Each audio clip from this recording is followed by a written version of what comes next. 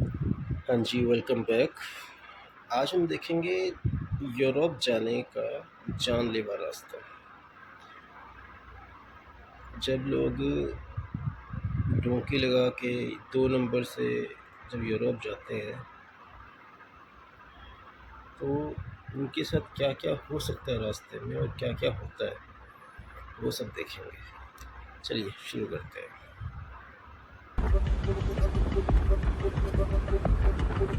उत्तर Africa का सहारा रेगिस्तान। यहाँ बहुत कुछ स्मगल किया जाता है। खाना, सिगरेट, ईंधन, इसके साथ कोकेन, सोना, हथियार और इंसान भी।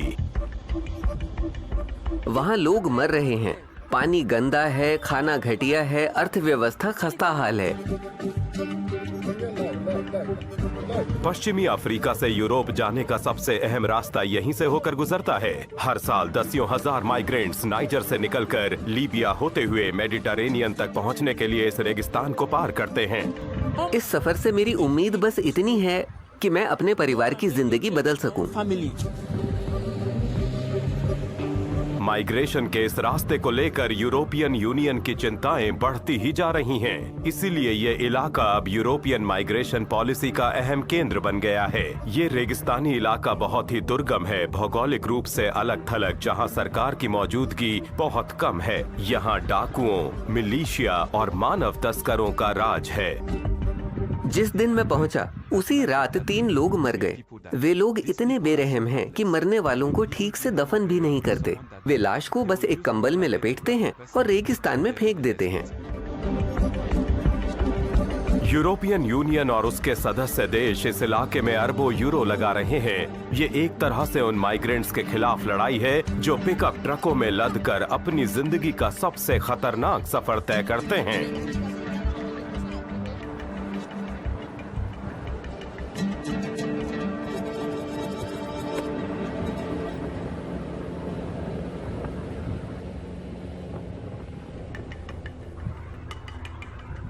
2019 से 2023 तक इस रूट से यूरोप जाने वालों की संख्या तेजी से बढ़ी, लेकिन ये 2023 के करीब 1,60,000 से घटकर 2025 में करीब 66,000 रह गई।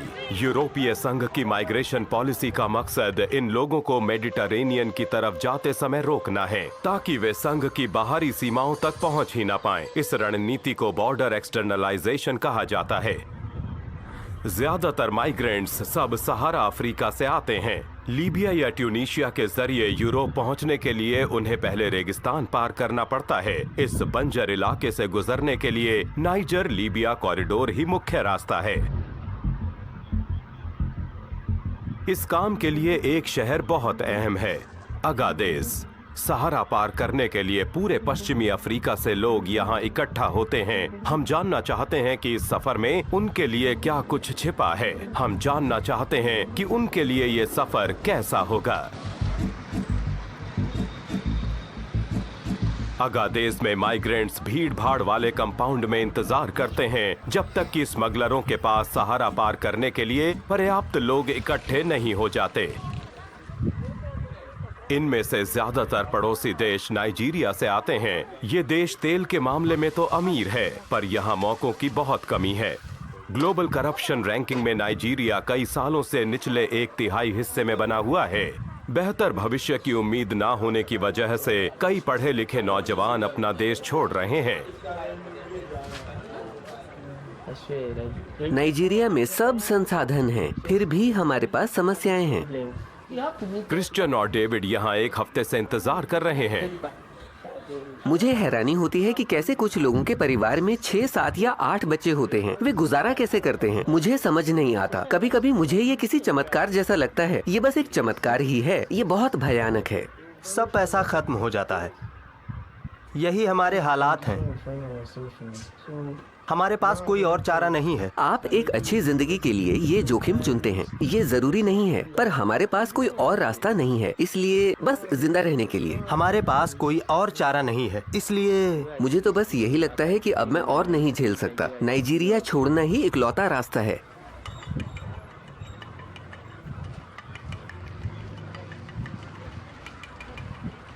माइग्रेंट्स यूरोप पहुंचने के लिए कई रास्ते अपनाते हैं, लेकिन ज्यादातर लोग सेंट्रल मेडिटरेनियन रूट लेते हैं, ट्यूनीशिया और लीबिया से होते हुए इटली तक। यूरोपियन बॉर्डर और कोस्ट गार्ड एजेंसी फ्रंटेक्स के मुताबिक साल 2025 में दर्ज 1,78,000 अनियमित बॉर्डर क्रॉसिंग्स में से लगभग 1/3 इसी रास्ते से हुई।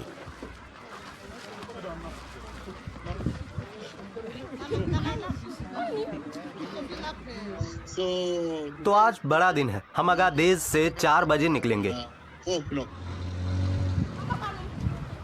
2023 के सैन्य तख्ता पलट के बाद अंतर्राष्ट्रीय मीडिया के लिए नाइजर तक पहुंचना मुश्किल हो गया है। इसीलिए अडूम हमारी टीम के साथ जुड़े और वो पूरे रास्ते फिल्मा रहे हैं। दरअसल योजना ये थी कि माइग्रेंट्स के साथ सफर करें और लीबिया तक जाएं, जिससे दिखाया जा सके कि उनकी यात्रा कैसी होती है। लीबिया के सफर का पहला हिस्सा मुख्य सड़क पर होता है, लेकिन यहाँ लुटेरों का भी खतरा हो सकता है। जैसे जैसे ये ग्रुप रेगिस्तान के और भीतर बढ़ता है, वे तस्करी वाले गुप्त रास्तों पर चलने लगते हैं। ये सेना के चेक पॉइंट से बचने का तरीका है। प्लान ये है कि बिना किसी की नजर में आए सीमा को पार किया जाए, वो भी बारूदी सुरंगों वाले इलाके से।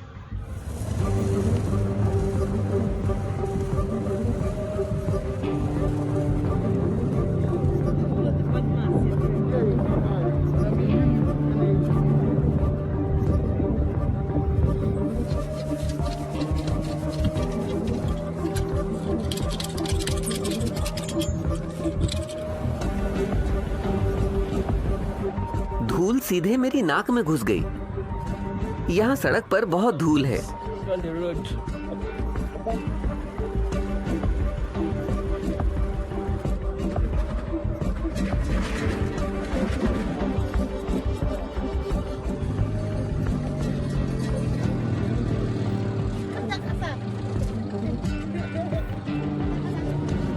हम सहारा में हैं। ये आसान नहीं है। जो भी आपसे कहता है कि ये आसान है, वो धोखेबाज है। ये आसान नहीं है मेरे भाई।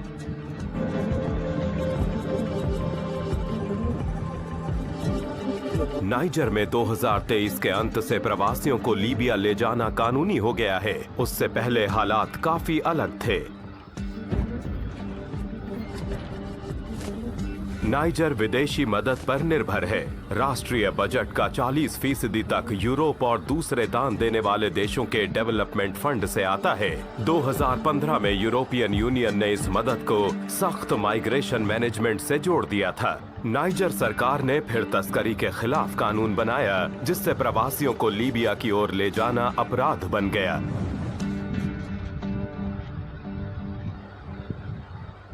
संयुक्त राष्ट्र की माइग्रेशन एजेंसी IOM ने 2016 में अपने चेक पॉइंट्स पर 3 लाख यात्रियों को दर्ज किया। एक साल बाद ये आंकड़ा घटकर सिर्फ 33,000 रह गया। यूरोपीय संसद के अध्यक्ष अंतोनियो तयानी ने महज 2 सालों में 95% कमी का दावा किया। लेकिन अगादेज में माइग्रेशन का कारोबार एक अहम आर्थिक क्षेत्र है, जो रातों रात गायब नहीं होने वाला था। यहाँ कमाई के ज्यादा विकल्प नहीं है। कई ड्राइवर अंडरग्राउंड हो गए। वे रात के अंधेरे में अकेले काम करने लगे। वे चेक पॉइंट से बचकर तस्करी वाले गुप्त रास्तों का इस्तेमाल करते। इस तरह वे रेडार से दूर रहते और सरकारी आंकड़ों में दर्ज नहीं होते।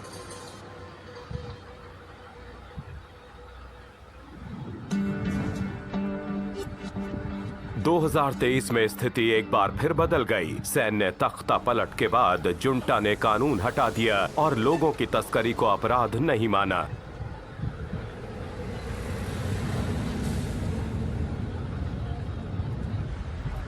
यही वजह है कि हमारा ग्रुप आधिकारिक सड़कों से सफर तय कर सकता है। अब उन तस्करी वाले गुप्त रास्तों की जरूरत नहीं है, जो और भी ज्यादा खतरनाक होते। यहाँ अगर टायर पंक्चर हो जाए तो बचने की कोई उम्मीद नहीं रहती। यात्री तो प्यासे ही मर जाएं। संयुक्त राष्ट्र इस बात का रिकॉर्ड रखता है कि सहारा रेगिस्तान पार करते समय लोग कब, कहां और कितनी संख्या में लापता होते हैं या मर जाते हैं। एजेंसी के मुताबिक 2014 से अब तक 6,500 से ज्यादा लोग मर चुके हैं या लापता हैं, लेकिन असल आंकड़े इससे 10 गुना ज्यादा भी हो सकते हैं।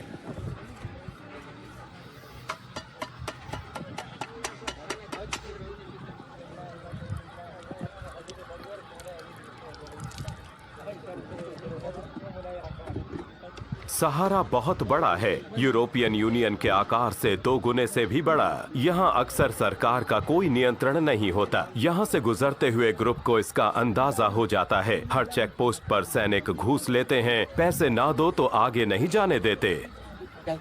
वे हमसे पैसे ले रहे हैं, ठीक है, लेकिन वे अपने नागरिकों के लिए सड़कें ठीक क्यों नहीं करते? सरकार को ये सड़क अपने नागरिकों के लिए तो आरामदायक बनानी चाहिए, हमारे लिए ना सही। ये एक गैर कानूनी सफर है, तो आप सड़कें बनने की उम्मीद कैसे कर सकते हैं? बिल्कुल नहीं, आप गैर कानूनी का मतलब नहीं समझते। कानून की नजर में ये ग्रुप अभी गैर कानूनी नहीं है, क्योंकि पड़ोसी नाइजीरिया के लोग नाइजर में बेरोक टोक घूम सकते हैं, लेकिन बिना वीजा के लीबिया जाना एक जुर्म है।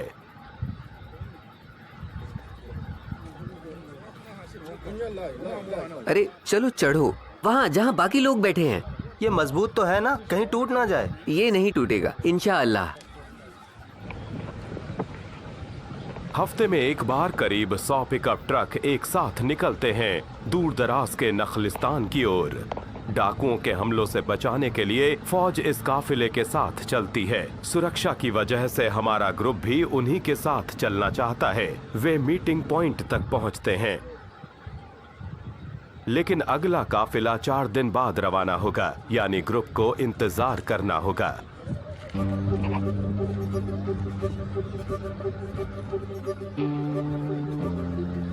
अगर मैं दूसरी जगहों, दूसरे महाद्वीपों, दूसरे देशों को देखूं, तो वहाँ के लोग हम अफ्रीकी लोगों से बेहतर जिंदगी जी रहे हैं। क्यों? हमारे पास सोना है, हीरे हैं और खनिज संसाधन भी, पर मुझे समझ नहीं आता कि हमें इनका फायदा मिलना इतना मुश्किल क्यों है। खारा पानी पीना पड़ रहा है अपने ही देश में, अपने ही महाद्वीप अफ्रीका में। मुझे समझ नहीं आता कि अफ्रीका के लिए अपने नागरिकों को एक अच्छी जिंदगी देना इतना मुश्किल क्यों है। साफ पानी तक नहीं दे पा रहे हैं।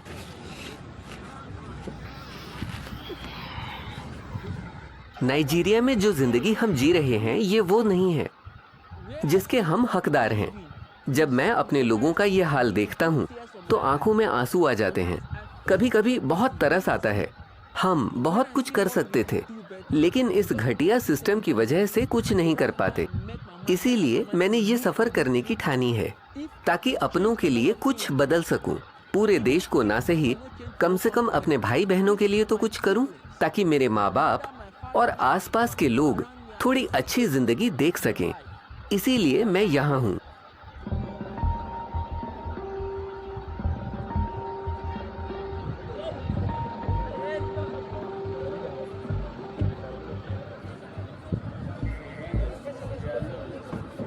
आज हमें यहाँ सोते और काफिले का इंतजार करते हुए 4 दिन हो गए हैं। शुक्र है कि आज वो दिन आ ही गया।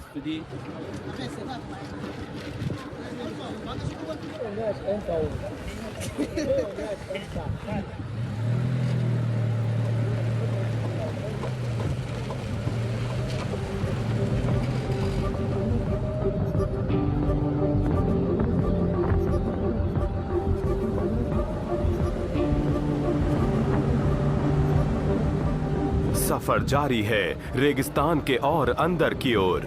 यहाँ कानून उनका चलता है जिनके पास सबसे तेज गाड़ियाँ और सबसे बड़े हथियार हैं, और जहाँ सरकारी सुरक्षा नहीं पहुँचती, वहाँ विद्रोहियों और डाकुओं की तूती बोलती है। वे कीमती चीजें लूट लेते हैं, सैटेलाइट फोन, नकद और गाड़ियाँ भी। पीड़ितों को रेगिस्तान में उनके हाल पर छोड़ दिया जाता है।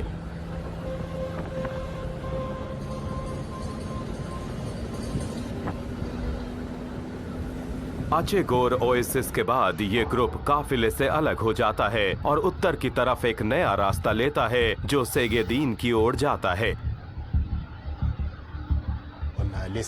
हम काफिले से अलग हो गए और एक अलग रास्ता लिया, सेगेदीन के लिए एक शॉर्टकट। यहाँ डाकुओं की तादाद कम है और लोगों की तस्करी वाली गाड़ियाँ मिलकर इतना बड़ा गुट बना लेती हैं कि वे एक दूसरे की मदद कर सकें।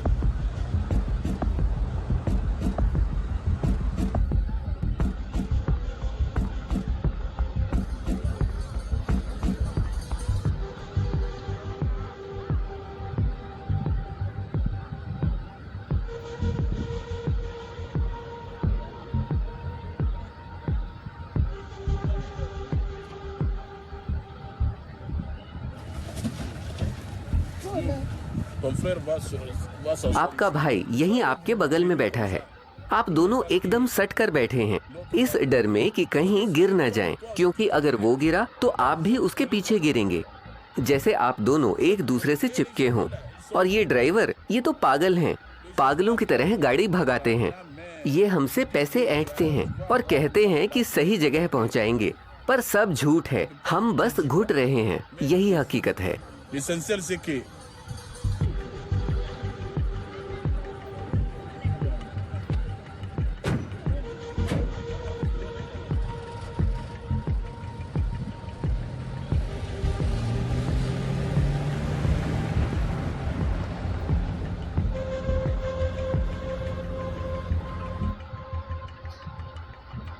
सेगेदीन के बाद सफर का सबसे खतरनाक दौर शुरू होता है। अडूम और उनका ग्रुप अब तस्करों के दूर दराज के रास्तों पर सफर कर रहा है।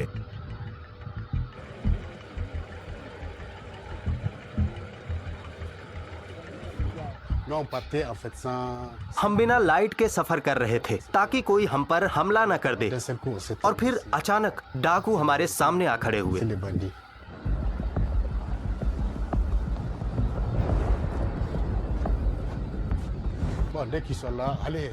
वे चिल्लाने लगे, चलो बाहर निकलो, सब के सब बाहर निकलो। उन्होंने ड्राइवर को बाहर निकाला और पूछा, सैटेलाइट फोन कहाँ है? उन्होंने उसे डंडे से मारा। फिर उन्होंने हम सबको बाहर निकाला और गालियां दी। उन्होंने हमारी चीजें छीन ली। मेरे पास कैमरा और सैटेलाइट फोन था और उन्होंने हमसे सब ले लिया। हम बुरी तरह डर गए थे। हमें लगा कि बस अब सब खत्म, आज हमारी जिंदगी का आखिरी दिन है।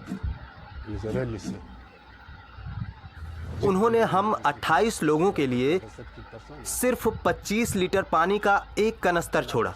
हम पैदल चलने लगे। फिर करीब 2 किलोमीटर बाद एक ट्रक मिला। शुक्र है कि उन्होंने हमें अपने साथ ले लिया।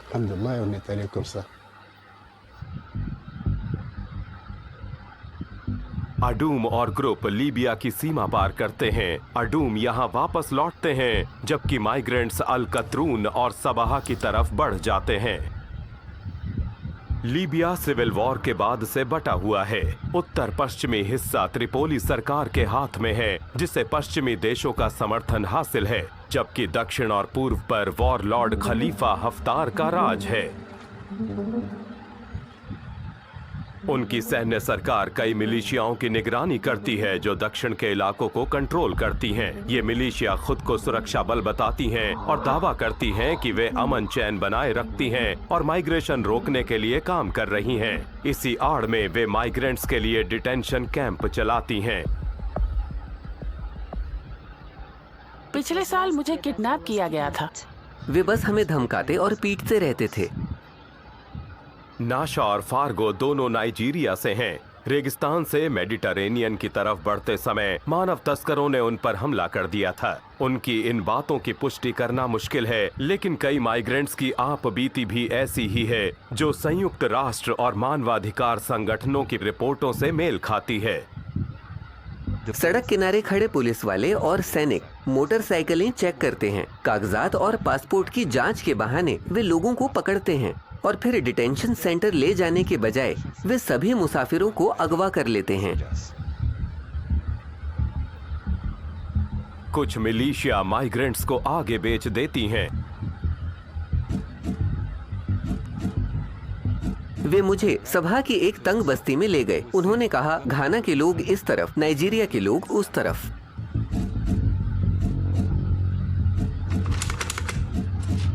हम सबको डराने के लिए उन्होंने किसी के पैर में गोली मारी।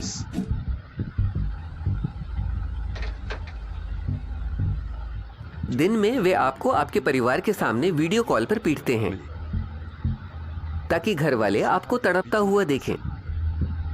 परिवार डरकर अपने बेटे की फिरौती देने के लिए सब कुछ बेच देता है। फिरौती लगभग 1500 फ्रैंक होती है। फिरौती की रकम इस बात से तय होती है कि आप किस देश के हैं। मानव तस्कर कुछ देशों के नागरिकों से दूसरों के मुकाबले ज्यादा पैसे मांगते हैं। सबसे बुरा ये है कि अगर आपके पास पैसे नहीं हैं, तब भी वे नहीं छोड़ते। वे रोज टॉर्चर करेंगे, बार बार पीटेंगे, इसीलिए वहाँ इतने लोग मर जाते हैं। मेरे सामने 7 से ज्यादा लोग मर गए। वे इतने बेरहम हैं कि मरने वालों को ठीक से दफन भी नहीं करते। लाश को बस एक कंबल में लपेटते हैं और रेगिस्तान में फेंक देते हैं। मुझे नहीं पता था कि सभा इतनी खतरनाक जगह है कि मैं यूं ही नहीं टहल सकती। इसी वजह से वे 2 लड़के मुझ पर टूट पड़े। वे मुझे एक बड़े से घर में ले गए। वहां उन्होंने मुझसे कपड़े उतारने को कहा। मैं चिल्लाई, रोई और बहुत गिड़गिड़ाई, पर वहां मुझे बचाने वाला कोई नहीं था। उन्होंने मेरे साथ जबरदस्ती की। वो बहुत दर्दनाक था, पर मेरे पास कोई और चारा नहीं था। मैं बस रोती रही। लीबिया में कई महिला प्रवासियों ने बताया है कि तस्करों, हथियारबंद गुटों और गार्ड्स ने उनके साथ यौन हिंसा, बलात्कार और यौन शोषण किया। ये रोज होता था। एक दिन में 25 से 30 ग्राहक आते थे। वहां बहुत सारी लड़कियां थीं। वे उनमें से चुनते थे। कीमत होती थी 250 दिनार। वे बहुत पैसा कमाते थे, बहुत ज्यादा। क्योंकि ये सिर्फ मेरे साथ ही नहीं, वहां मौजूद हर लड़की के साथ हो रहा था। मुझे नहीं पता कि वे इतनी सारी लड़कियों को कहां से अगवा करके लाते थे।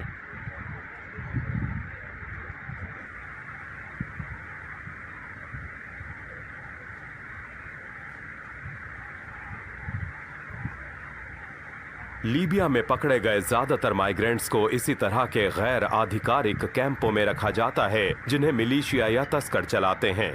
पश्चिमी लीबिया के त्रिपोली से चलने वाली गवर्नमेंट ऑफ नेशनल यूनिटी के तहत अब भी एक माइग्रेशन अथॉरिटी है जो अपने डिटेंशन कैंप चलाती है।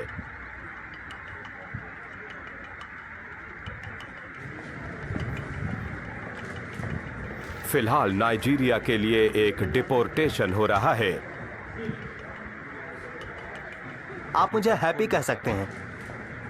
हैप्पी अपना असली नाम नहीं बताना चाहते। उन पर नाइजीरिया में भारी कर्ज है। उनके लेनदारों को अभी तक उनकी वापसी की भनक नहीं है। इटली जाते हुए मुझे समंदर में पकड़ लिया गया। बदकिस्मती से उन्होंने मुझे गिरफ्तार कर लिया और जेल में डाल दिया, और तब से लेकर इस डिपोर्टेशन तक मैं बस तकलीफें ही झेल रहा हूं। हैप्पी ने इस डिटेंशन सेंटर में करीब 4 महीने गुजारे। तरीक अल सिक्का कैंप अपनी अमानवीय स्थितियों के लिए कुख्यात है।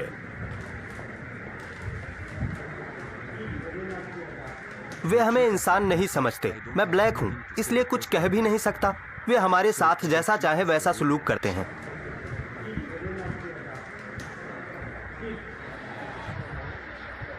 संयुक्त राष्ट्र के एक फैक्ट फाइंडिंग मिशन ने कैदियों पर होने वाले जुल्मों के पुख्ता सबूत जुटाए हैं। गैर आधिकारिक कैंपों की तरह यहां से भी बलात्कार और फिरौती की मांग जैसी खबरें सामने आई हैं। मानवाधिकारों के गंभीर उल्लंघनों के बावजूद यूरोपियन यूनियन लीबिया की माइग्रेशन और सुरक्षा एजेंसियों को पैसा, ट्रेनिंग और साजो सामान मुहैया कराता है। एम्बेसी के लोगों ने आकर मुझसे पूछा, जाना चाहते हो या यहीं रुकना चाहते हो? मैंने कहा मुझे जाना है, क्योंकि मुझे जेल से रिहा कराने वाला कोई नहीं है। अगर मैं उनसे कहता कि मुझे नहीं जाना, तो मुझे लंबे वक्त तक इसी जेल में सड़ना पड़ता। मेरे पास कोई और चारा नहीं था। मेरा यहाँ कोई नहीं है।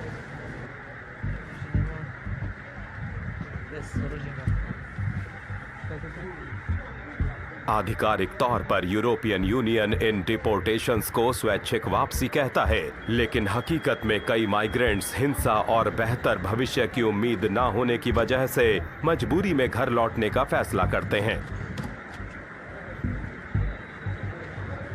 क्योंकि उनके पास दूसरा विकल्प है, अनिश्चित काल तक जेल की सलाखों के पीछे नारकीय हालात में पड़े रहना। कोई सुनवाई नहीं, कुछ नहीं।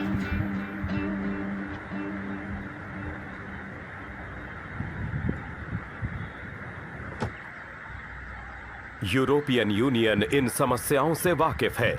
यूरोपियन कमीशन के अध्यक्ष Ursula von der Leyen Tunisia में बता रही हैं कि इस माइग्रेशन पार्टनरशिप के पीछे क्या सोच है। ये देखना बहुत दुखद है कि कैसे वे अपने मुनाफे के लिए जानबूझकर इंसानी जिंदगियों को खतरे में डाल देते हैं। हमारा मकसद माइग्रेशन पॉलिसी के लिए एक ऐसा समग्र नजरिया अपनाना है जो मानवाधिकारों के सम्मान पर टिका हो।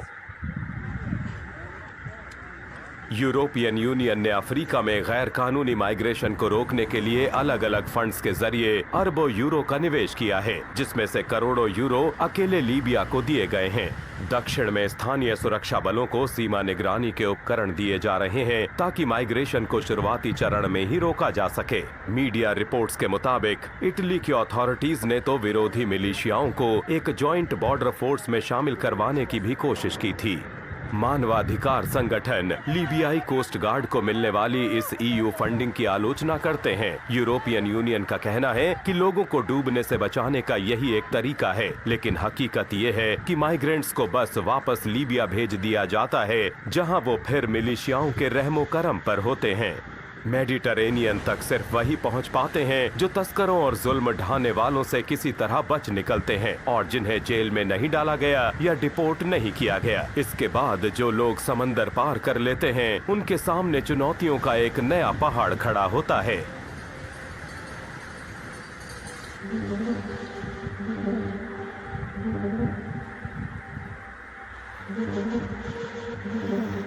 डेविड और क्रिश्चियन का ग्रुप अब बिखर चुका है। अब आपकी जिंदगी कैसी है? आप कैसे हैं? मैं अब कुछ ठीक हूँ, बस हालात के साथ तालमेल बिठा रहा हूँ। मेरे दोस्त वहाँ घाना का कोई खाना बना रहे हैं। हम में से कुछ के भाई यहाँ हैं, कुछ के पिता हैं, जैसे डेविड के पिता हैं। तो बस हर कोई गुजारा कर रहा है।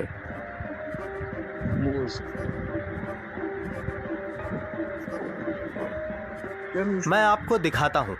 यहाँ हम काम करते हैं, ये वर्कशॉप्स हैं, यहाँ मेरे पिता काम करते हैं। कोई भी दूसरी जगह इससे बेहतर होगी, पर मेरे पास कोई और चारा नहीं है।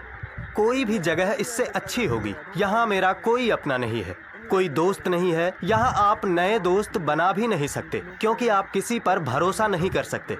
इसलिए मुझे यहाँ अच्छा नहीं लगता, लेकिन मजबूरी है, मुझे यहीं रहना होगा।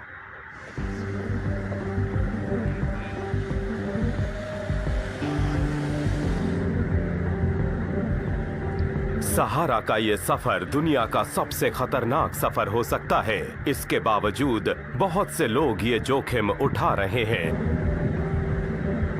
मैं अपने किसी भी दोस्त को इस सफर पर जाने की सलाह नहीं दूंगा। मैं उन्हें मना करूंगा। मैं उनसे कहूंगा कि ये सफर शुरू मत करना, वरना पछताओगे। मैं उन्हें ये नहीं करने दूंगा।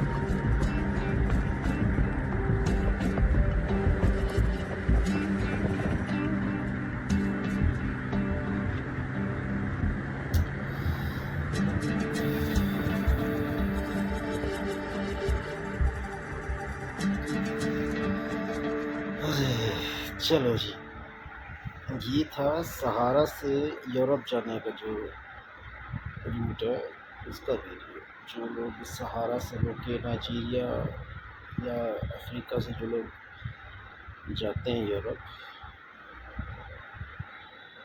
क्या क्या मुसीबतें, क्या क्या मुश्किलें वो लोग झेलते हैं। अनबिलीवेबल। लाइफ बहुत मुश्किल है, बहुत गरीबी है, फिर क्या ही बोलूं।